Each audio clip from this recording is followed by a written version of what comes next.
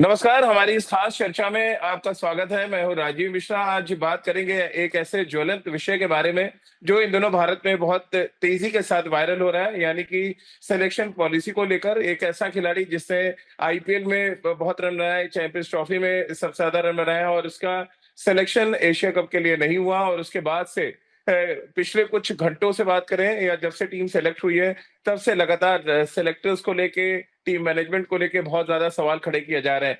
अब हमें तो सिलेक्शन पॉलिसी पता नहीं है, इसलिए हमने एक ऐसी शख्सियत से गुजारिश की बातचीत करने के लिए जो सिलेक्शन पॉलिसी को जानते हैं। भारतीय क्रिकेट टीम को सेलेक्ट कर चुके हैं, यानी कि पूर्व सिलेक्टर रह चुके हैं। हम बात कर रहे हैं सबा करीम की, जो इस समय यूपी T20 लीग में कमेंट्री कर रहे हैं। और उनसे हमने गुजारिश की कि थोड़ा समय निकालें और हमारे दर्शकों को समझाएं कि सिलेक्शन पॉलिसी होती क्या है, किस तरह से टीम सेलेक्ट हुआ करती है। और इन दिनों एक जो नया ट्रेंड शुरू हुआ है कि खिलाड़ी अगर सिलेक्ट नहीं होते तो उनकी फैमिली आकर सामने बीसीसीआई को ब्लेम करने लगती है, सिलेक्टर्स को ब्लेम करने लगती है। वो कहाँ तक ठीक है? इन सभी मुद्दों पे बातचीत करेंगे। सभा भाई, बहुत बहुत स्वागत है आपका। कैसे थैंक आप यू देख रहे राजीव। हैं? क्योंकि आप कमेंट्री कर रहे हैं, लेकिन जो खबरें चल रही हैं हिंदुस्तान में उससे आप अछूते नहीं रहे होंगे। कैसे आप देखते हैं जो कुछ घटना घटी है एशिया कप के टीम सिलेक्शन के बाद से?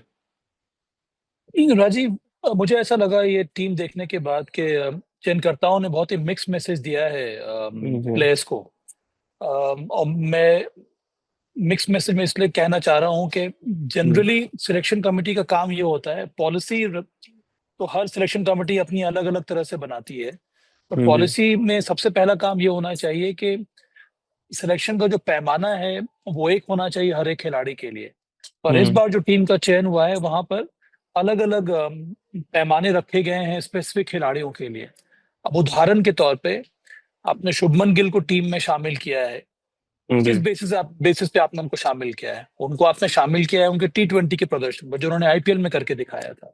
जी। अगर ये पैमाने से आप टीम में प्लेयर को इंक्लूड कर रहे हैं तो फिर श्रेयस अय्यर ने क्या गलती कर दी थी? उनका प्रदर्शन तो हम्म। बहुत ही अच्छा था, शुभमन गिल से भी अच्छा रहा उनका। उनकी जी। कप्तानी लाजवाब रही थी, उनकी टीम फाइनल तक पहुंची और कई सारी मैच विनिंग पारियां उन्होंने खेली। उनका स्ट्राइक रेट जहां तक मुझे लग रहा है करीब 175 180 का था। इससे जी। बढ़िया प्रदर्शन तो मेरे ख्याल में बहुत कम हमें नजर आया है पिछले बार आईपीएल में। तो ये अलग अलग पैमानों पे टीम आप चयन कर रहे हैं। दूसरी सोच जो मैं देख रहा हूँ, अजीत ने भी ये कहा था प्रेस कॉन्फ्रेंस में कि नहीं, उनकी जगह बनती नहीं है। तो अगर उनकी जगह नहीं बनती तो फिर आपने शुभमन गिल की जगह कैसे बना ली? हम्म। क्योंकि इसके पहले आपकी जो जोड़ी जो थी, जो पिछले साल खेल रही थी T20, उन्होंने शानदार प्रदर्शन किया था, अभिषेक शर्मा और संजू सैमसन। ये दोनों तो जी। टीम में शामिल थे। इनका प्रदर्शन भी काफी अच्छा रहा था। मैं यहाँ पे ये नहीं कह रहा हूँ कि शुभमन गिल को नहीं लेना चाहिए, मैं ये कहना चाह जी। रहा हूँ कि पैमाना एक होना चाहिए। दूसरी जी। बात कि आपने शुभमन गिल को वाइस कप्तान क्यों बना दिया? इसके पहले जो वाइस कप्तान था अक्षर पटेल, उसके पहले हार्दिक पांड्या, इन दोनों ने क्या गलती की थी? इस जी। समय अक्षर पटेल आपकी टीम के नंबर 1 ऑलराउंडर है। रविंद्र जडेजा आपकी T20 टीम में शामिल नहीं है। उनका प्रदर्शन इतना अच्छा निरंतर हो रहा था T20 में, विश्व कप में भी, कि आपने उनको वाइस कप्तान बनाया। तो हम्म। उन्होंने क्या गलती कर दी कि आप उन्होंने टीम से बाहर कर दिया? उन्होंने भी दिल्ली कैपिटल्स की कप्तानी की थी। वो तो प्रमोशन करके ऊपर बल्लेबाजी भी कर रहे थे, बेहतरीन गेंदबाजी हुई थी। तो अलग अलग मापदंड पे अगर आप चयन करेंगे तो फिर इस तरह के सवाल जी। उठेंगे। मुझे ये लग रहा है सभा। कि जी। शुभमन गिल के टेस्ट मैच के परफॉर्मेंस पे आपने उनको और टीम में ले भी लिया, उनको वाइस कप्तान भी जी। बना लिया है। और लेकिन मेरे फिर ख्याल में, हाँ, बात तो तो है यशस्वी सभा भाई, जायसवाल। क्योंकि वो हाँ, तो सही कह रहे हैं आप। 2024 वर्ल्ड कप स्क्वाड में थे और अब उनको टीम से ही बाहर कर दिया। और मैं एक इंटरव्यू गौतम गंभीर का सुन रहा था कुछ दिन पहले, उन्होंने दिया था, जहां पे उनका कहना था यशस्वी जायसवाल ऐसे ऐसे खिलाड़ी हैं जिनको तीनों फॉर्मेट से आप हटा हम्म ही नहीं सकते हम्म हैं। तो ये हम्म। अचानक अपनी बात से पलटना, जिस तरह से बायस्ड होकर टीम चुना जाना, ये तो कहीं ना कहीं इंडियन क्रिकेट को बहुत नुकसान पहुंचा रहा है। देखिए, इंडियन क्रिकेट की खूबी ये है राजीव कि इतने सारे प्लेयर्स हैं, इतना ज्यादा टैलेंट हम्म। हमारे यहाँ भरा हुआ है कि एक दो प्लेयर्स का चयन ना भी हो तो उससे भारतीय टीम को फर्क पड़ने वाला नहीं है। हम्म। इसके बाद भी अगर आप 11 चुन लेंगे ना, वो टीम अगर चली जाएगी एशिया कप, वहां पे भी हम जीत लेंगे। हम्म। हम्म। क्योंकि दो एक या दो प्लेयर इधर उधर हो जाए तो फर्क पड़ता नहीं है। पर उन प्लेयर को जरूर फर्क पड़ता है राजीव, जिनको आपने चयन नहीं किया है। उनको तो जी। लगेगा ना कि ये तो मेरे साथ बेइंसाफी हो रही है। मैं नहीं आशा तो। तो यही कर रहा हूँ कि जिन प्लेयर्स का सिलेक्शन नहीं हुआ है उनसे कम सेलेक्टर्स ने बातचीत जरूर करनी चाहिए थी। क्या ये ऐसी पॉलिसी एक्सप्लेन होती करने है के लिए सभा भाई? आप सेलेक्टर रहे वो, हैं, जैसे जब कि आप मैंने कोई कहा बड़ा। राजीव, जी। ट्राई ये करना चाहिए कि प्लेयर से बात आप हमेशा, नहीं हर बार करने की जरूरत नहीं है, पर वो जी। कम्युनिकेशन जो है वो प्लेयर्स खिलाड़ियों के साथ हमेशा आपको रहना चाहिए, ताकि खिलाड़ियों को तो मालूम हो कि वो कहाँ चूक कर रहे हैं, वो कैसे इंप्रूव जी। करेंगे, उनकी एंट्री वापस इंडियन टीम में कैसे होगी, चाहे यशस्वी जायसवाल हो गए या फिर श्रेयस अय्यर हो गए। इन जी। दोनों को अगर आपने नहीं लिया है टीम में तो उसके पीछे कोई ना कोई तो कारण होगा। जायसवाल को कम नहीं, से कम आपने स्टैंड बाय में रख लिया है, श्रेयस अय्यर को तो नहीं तो आपने क्या स्टैंड बाय में भी नहीं रखा है। श्रेयस अय्यर इतने खराब है सभा भाई कि स्टैंड बाय भी विनर है? ये तो वही सीधा संकेत है कि आप वही तो स्ट्रॉन्ग लाइकिंग डिसलाइकिंग का शिकार हो रहा है शेर। आई आई होप कि ऐसा ना हो राजीव, पर अगर जी। ऐसा है तो फिर ये उचित नहीं है। मुझे हमेशा जी। ये लगता है, ये टेस्ट मैच के पहले भी मैंने कहा था कि हम लोग ना कई बार कॉम्प्लेक्सिटीज में उलझ से जाते हैं, ये जी। फॉर्मेट के चक्कर में हम लोग फंस जाते हैं। अब किसी खिलाड़ी ने टेस्ट मैच में रन बनाया है, उसका क्या, उस बेसिस पे आप उसको आप T20 में कैसे इंक्लूड कर सकते हैं? क्या साई सुदर्शन ने T20 में रन ब्रांड बनाया था। ब्रांड वैल्यू टी बनाना सा, चाहते हैं सभा साई भाई साई सुदर्शन ने शुभमन T20 गिल में का? रन बनाया था, उसको जी। आपने टेस्ट मैच में इंक्लूड कर लिया, उसको डेब्यू भी करा लिया। जो खिलाड़ी इतने सालों से खेलता आ रहा है फर्स्ट क्लास क्रिकेट में, अभिमन्यु ईश्वरन, उसने जी। रनों का अंबार खड़ा कर दिया है, उसको आपने, आप टीम में ले गए, उसको आपने खिलाया नहीं। तो ये अलग अलग हम्म। जो जो पैमाने बन रहे हैं, जो मापदंड बन रहे हैं सिलेक्शन के, वो बहुत ज्यादा अपसेटिंग होता है खिलाड़ियों के लिए। तो भाई क्या ब्रांड बिल्डिंग के चक्कर में शुभमन गिल आ गए हैं टीम में, कि ब्रांड एक नहीं नहीं बनाना नहीं है उनको? राजीव, नहीं जी। नहीं नहीं, ये शुभमन गिल बहुत बड़े खिलाड़ी हैं, उसमें कोई दो राय नहीं नहीं, है। हम सब पर मान उनको रहे हैं आप बड़े खिलाड़ी से। पर जी। उनको आप T20 में तभी इंक्लूड कीजिए जब उनकी जगह बन रही है। एग्जैक्टली अगर जगह नहीं तो नहीं है फिर। तो फिर आप उनको ऊपर से कैसे ला सकते हैं, उनको वाइस कप्तान बना सकते हैं? हम्म। श्रेयस अगर आपको अय्यर के टीम में लिए। इंक्लूड करना था तो उनको टीम में इंक्लूड कर लीजिए, वाइस कप्तान कैसे बना दिया आपने उनको? एग्जैक्टली और फिर यही तमाम अब तो क्वेश्चन। ये पक्का हो गया ना कि संजू सैमसन 11 में नहीं खेलेंगे, क्योंकि शुभमन गिल को खेलना ही हाँ, होगा एज एन ओपनर। बिल्कुल। और सभा भाई, हाँ। मैं पिछले 2 दिन से शोज कर रहा हूँ, कम से कम आप बिलीव नहीं करेंगे, 1,000 से ज्यादा मैसेजेस आए हुए हैं, जिसमें से 999 मैसेज जो हैं वो श्रेयस अय्यर के पक्ष में हैं। और सबने ब्लेम किया गौतम गंभीर को, क्योंकि इससे पहले इंग्लैंड दौरे पे उनका नाम नहीं आया।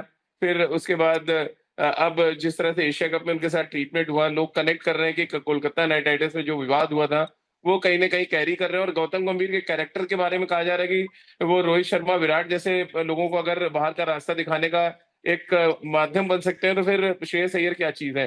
क्या उनका उनका करियर खतरे में देख रहे हैं आप, अगर गौतम गंभीर रहते हैं? ये तो बहुत, क्योंकि सीवियर मसला हो गया है इन दिनों। क्या उनका करियर खतरे में देख रहे हैं? अगर ऐसे ही रहा तो 2 साल में उनकी क्रिकेट खत्म कर देंगे। क्योंकि उनकी उम्र भी बढ़ती जा रही है। जी। और श्रेयस अय्यर मुझे अभी लग रहा है कि वो अपने पीक फिटनेस और पीक परफॉर्मेंस के फेज से चल रहे हैं। हम्म। उनका जो फिटनेस लेवल्स है, जो उनका फॉर्म है, ये सबसे अच्छा है। और बहुत ही जी। कमांडिंग बल्लेबाजी हो रही है, कप्तानी बहुत शानदार वो कर रहे हैं, तो इस ये सही समय है उनको इंक्लूड करने का। अनफॉर्चुनेटली जी। उनको हुआ नहीं, पर आपने जो बात कही है वो ये सब पुरानी बातें हैं राजीव, अगर आप उसी हम्म। पे बने रहेंगे तो फिर ये तो गलत है राजीव। और मुझे लगता है नहीं यहाँ तो। पर चयनकर्ताओं को तो फोर्स करना पड़ेगा ना। जी। नहीं तो टीम क्या कोच नहीं कोई व्यक्ति बनाता है, विशेष, टीम तो, मैं किसी नहीं का नहीं नाम नहीं राजीव, ले रहा हूँ, खबरें राजीव खबरें जो आ राजीव रही हैं कि नहीं स्ट्रिक्टली राजीव, वीडियो कॉल पे मना टीम, किया गया, मैं किसी का नाम नहीं ले रहा यहाँ पे। नहीं नहीं, मैं ये कह रहा हूँ कि टीम कोच नहीं बनाता है, जी। टीम चयनकर्ता बनाते हैं।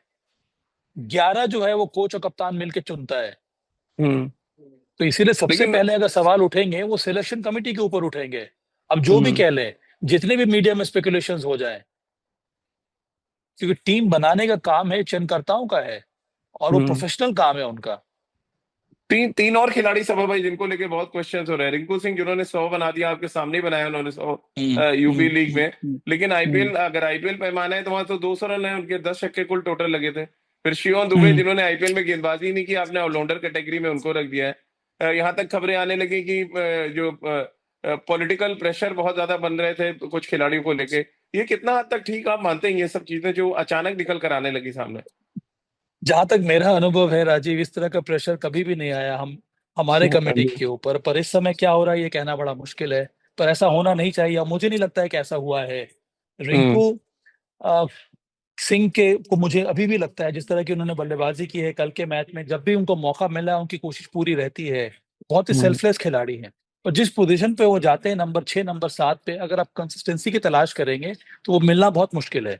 मुझे अभी भी जी। लगता है कि इतने सारे जो यंग बैटर्स नजर आ रहे हैं आपको T20 में, उसमें आर्ग्युएबली सबसे अच्छा खिलाड़ी रिंकू सिंह है। पर वो हम्म। नंबर 6 नंबर 7 हमेशा बैटिंग करने के लिए नहीं बना है। वो नंबर 5 पे बैटिंग करने के लिए बना है, ताकि वो लंबे समय तक बैटिंग कर पाए और अंत में अच्छा फिनिश करे। अगर हम्म। आपसे ये उम्मीद लगा के बैठेंगे कि हर बार वो अंतिम के 1 या 2 ओवर में जाएगा बैटिंग करने के लिए, वहां आपको बड़े बड़े शॉट्स खेल के आएगा, तो वैसा होने वाला नहीं है। तो उसको आपको ठीक हम्म। प्रकार से इवेल्युएट करना होगा। और कई बार ज- आपको टीम को बिल्ड करने में थोड़ा समय लगता है। अब आप जी। कहाँ क्या सोच रहे हैं? आप सोच रहे हैं आने वाले विश्व कप के बारे में, तो फिर उस हिसाब जी। से आपको स्लॉट्स बनाने होते हैं। देखिए, लेकिन अगर जी। देखिए राजीव, T20 में होता ही है ना कि प्लेयर की प्रोफाइल अलग अलग रहती है, और चयन करता उसके ऊपर ध्यान देते हैं कि टॉप ऑर्डर बैटर कौन है यहाँ पर। आपको नंबर 1, नंबर 2, हम्म। नंबर 3 पर कौन खेलेगा, नंबर 4, नंबर 5 पे आपके पास कौन से बैटर है, नंबर 6, नंबर 7 पर आपके पास कौन से बैटर है। उसके बाद आपके पास वो ऑलराउंड बोलर्स कौन कौन से हैं। तो इस तरह से स्लॉट हम्म। बनाया जाता है। तो थोड़ी अलग प्रकार की डायनेमिक्स होती है जब आप T20 का हम्म। चयन करते हैं। उसके बाद आप रिजर्व चुनते हैं। तो उस तरह से आपको टीम का सिलेक्शन करना होता है। लेकिन सभा भाई, वर्कलोड की बात हो रही थी। जसप्रीत बुमराह एशिया कप के लिए तैयार हो गए, चलिए गैप उनको मिला है, रिफ्रेश हो गए, ये सिलेक्टर्स का कहना है। लेकिन एक गेंदबाज है जो वर्कलोड की बात ही नहीं करता है, वो गेंदबाजी करना चाहता है, आप उसको कंसिडर ही नहीं करते हैं, वो है मोहम्मद सिराज। मैंने उनका इंटरव्यू किया इंग्लैंड में, उनका कहना है मैं मेरे को वर्कलोड से मैंने पहली बार सुना है। उनका कहना है मुझे गेंदबाजी करने में मजा आता है। हर्षित राणा को ले आया गया सीधे टीम में। अर्शदीप तो चलिए नेचुरली वो सेलेक्ट हो रहे थे, क्योंकि जो जिस तरह का कहते हैं ना क्लैरिफिकेशन चाहिए एक सिलेक्शन कमेटी से, वो नहीं मिल रहा है। क्या ये एक बड़ी वजह आप देख रहे हैं कि क्लियर तो करो कि आपने सिराज से बात की है हम्म कि नहीं, हम्म आपने तो प्रसिद्ध कृष्णा से बात की है या नहीं, वो खेलना चाहते हैं T20, या स्ट्रेट अवे आप कह देंगे वर्कलोड मैनेज कर रहे हैं बिना खिलाड़ी से पूछे हुए। सही कहा राजीव। ये तो जो प्रेस कॉन्फ्रेंस होती है वहां पर क्लैरिफाई करना चाहिए चयनकर्ताओं को हम्म। कि आपने किसी प्लेयर को नहीं लिया है तो उसके पीछे का कारण क्या है। आप किस तरह का प्रदर्शन ढूंढ रहे हैं। अगर आपने हर्षित राणा को हम्म। टीम में इंक्लूड किया है तो क्यों किया गया है। मोहम्मद सिराज टीम में नहीं है तो उसके पीछे क्या कारण। जहां तक मुझे लग रहा है कि अभी भी चयनकर्ताओं की सोच ये है कि मोहम्मद सिराज एक T20 कप में प्रदर्शनों तो उतना अच्छा नहीं है, उसमें थोड़ी और सुधार हम्म। की जरूरत है। तो उनके हिसाब से जो वो सोच रहे हैं उसमें कोई गलती नहीं है। पर ये बिल्कुल एक्सप्लेन तो लंबी करना वाला है। होगा खिलाड़ियों को भी और एग्जैक्ट। प्रेस जी। कॉन्फ्रेंस में क्रिकेट फैंस को भी और मीडिया को भी। तो मुझे लगता है कि एक क्लैरिटी अगर आ जाती है तो फिर प्लेयर्स को भी आसानी होती है उसको एक्सेप्ट करने में, फिर वो मेहनत करता है उस हिसाब से। अब मोहम्मद जी। सिराज की जो वापसी हुई है, अंतर्राष्ट्रीय क्रिकेट में कितना सुधार हुआ है उनके प्रदर्शन में। पर कई जी। बार अगर आप मोहम्मद सिराज के टेस्ट क्रिकेट के परफॉर्मेंस को देख के अगर आप उनको चेन कर लेंगे T20 में, तो वो भी उचित नहीं है। अभी हम हम्म। लोगों ने जिसके बारे में बात की है, तो स्पेसिफिक फॉर्मेट के लिए अगर कोई खिलाड़ी उनसे अच्छा कर रहा है पिछले मैचेस में या फिर आईपीएल में, हम्म। तो उसको पहले आपको इंक्लूड करना चाहिए। फिर तो प्रसिद्ध कृष्णा हाईएस्ट विकेट टेकर थे, उनका नंबर पहले आना चाहिए हर्षित राणा से। चलिए ये तो एब्सोल्युटली, ये एब्सोल्युटली हाँ। राजीव। हाँ, क्यों नहीं क्योंकि आना हम चाहिए। बिल्कुल वही मैं कह रहा हूँ, अगर आप मतलब क्या क्राइटेरिया है, ये समझ नहीं आ रहा है सिलेक्शन का। चलिए एक और चीज जो विवाद में आई, और पिछले 1-2 सालों में हम सब भाई हम सब देख रहे हैं, आखिरी 2-3 सवाल है मेरे, फटाफट ले लेते हैं। फैमिलीज बड़ा इमोशनली इन्वॉल्व होना शुरू हो गई हैं। वो चाहे फिर हम अभी हाल में ही देखें, जिस तरह से अय्यर के फादर आए, उनका ये कहना है कि मेरे बेटे को क्या करना पड़ेगा ये बीसीसीआई बता दे, क्योंकि श्रेयस अंदर से बहुत टूट गया है। फिर उससे पहले आप याद करें अश्विन जब रिटायर हुए, तब तब भी उन्होंने ये सवाल खड़े किए थे टीम मैनेजमेंट में कि टीम मैनेजमेंट सही तरीके से हैंडल नहीं कर रही चीजों को। तो फिर रोहित विराट का मसला आपका है ही है।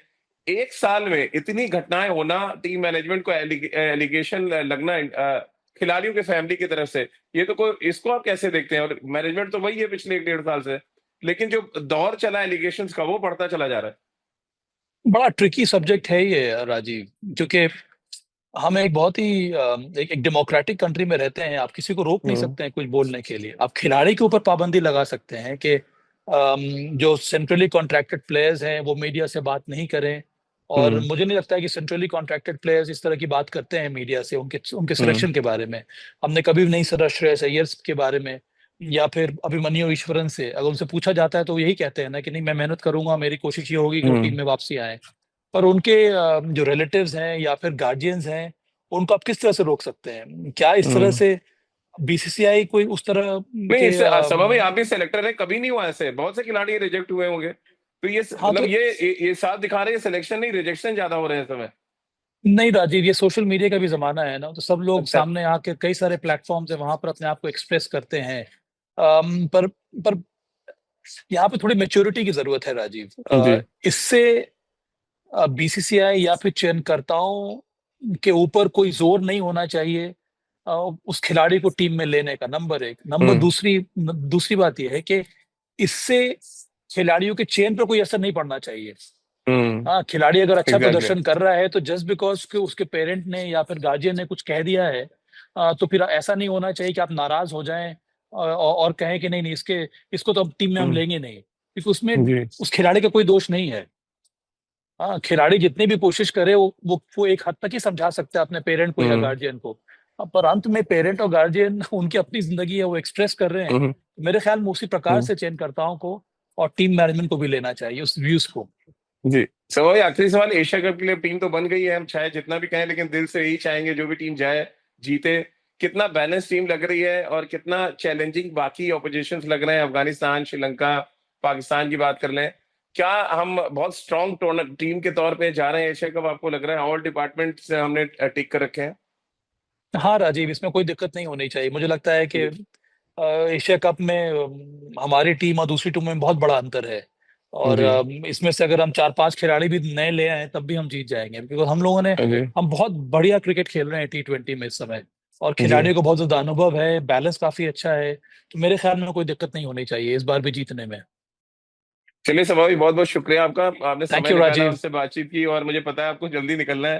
थैंक यू वेरी हाँ, मच। ये थैंक यू। बहुत शानदार चर्चा रही सभा करीम के साथ, और हम सब उम्मीद कर रहे हैं कि आपको क्लैरिटी हो गई होगी कि सिलेक्शन में जो थोड़ा बहुत 19-20 हुआ है वो शायद कभी कभी अनजाने में, कभी कभी कुछ और सर्कमस्टेंसेस बन जाते हैं, जिसकी वजह से ये एक ऐसा विवाद सामने आ जाता है जिससे इन दिनों शायद बहुत ज्यादा चर्चा हो रही है। और हम सब उम्मीद कर रहे हैं कि इस विवाद से अलग हटकर भारतीय टीम एशिया कप में अच्छा प्रदर्शन करे और ट्रॉफी जीत कर आए। बहुत बहुत शुक्रिया आप सभी का हमारे साथ जुड़ने के लिए।